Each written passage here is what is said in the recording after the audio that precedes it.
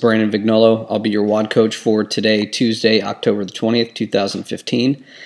And just really quickly, I wanted to talk to you about something that was on my mind because my sponsor, Nikki Radiate, who's at Destination Diamond Training, had forwarded something along to the group in regards to building leadership legs and not star legs. And that just kind of got my mind thinking a little bit. And I ran across something online that's, I think, pretty simple and effective, and something that we can not only use for self-reflective purposes, but we can kind of look into our team and see who does possess traits of an effective leader, who doesn't, and then maybe some ways that we can work with those people to bring those out, or even more importantly, look at ourselves as to what we are not doing or what we are doing and become more effective leaders as well. So basically, just 3 traits that all effective leaders possess. And I like the way that the article starts off, and it says that titles don't define leadership. True leadership involves the execution of a grand vision where leaders enroll others to get passionate about seeing that vision through and then joining on the ride to bring that vision to a reality. The hard part is actually getting your team members and employees to buy in to where you want to go and then working relentlessly to move that vision forward. I mean, that sums up basically everything that we've talked about since joining Advocare, and things that Jesse passes along to us, things that Nikki passes along to us as our diamond leaders. I think it just hits home on a great point. It says that leaders that are driven by a title will have a difficult time motivating and getting their team members and employees to not only buy into the grand vision, but to actually work hard and come together for a common purpose. So here are the 3 things that all effective leaders have in common. They possess a deep sense of humility. It talks about some of the best coaches out there and best leaders had the most humility. They were always thinking about those who were leading and rarely about themselves. Number 2, they radiate positive energy.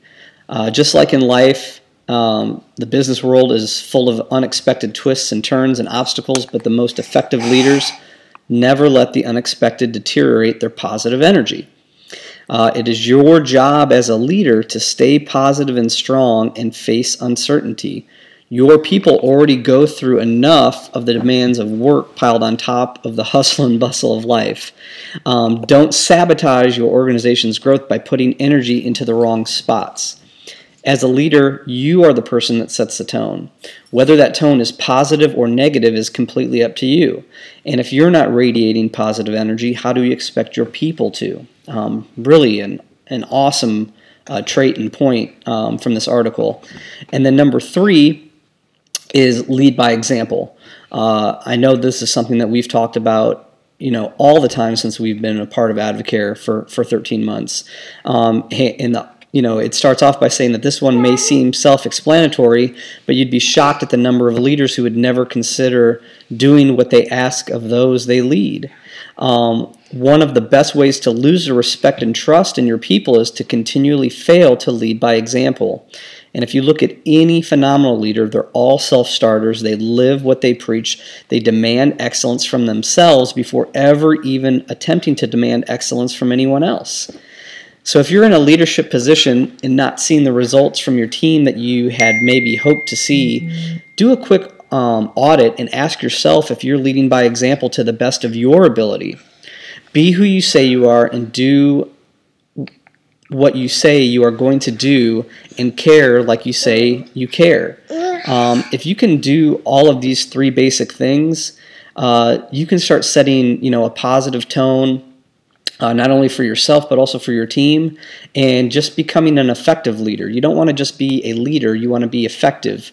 And hopefully these tips will help you guys out. It just kind of hit home with me last night, and then I was thinking about it when I woke up this morning, just based off of a simple message that Nikki got out to the team yesterday. So I know that I can definitely improve in some of these areas, and I'm going to be looking to do that right away. and even ask some people that are on my team what they think about these three things, and if I'm doing them on a consistent basis or if I'm not. And that also gives me an opportunity to ask them the same thing if they feel like they're doing that for their individual teams as well. So hope this helps you guys out. Have a great day.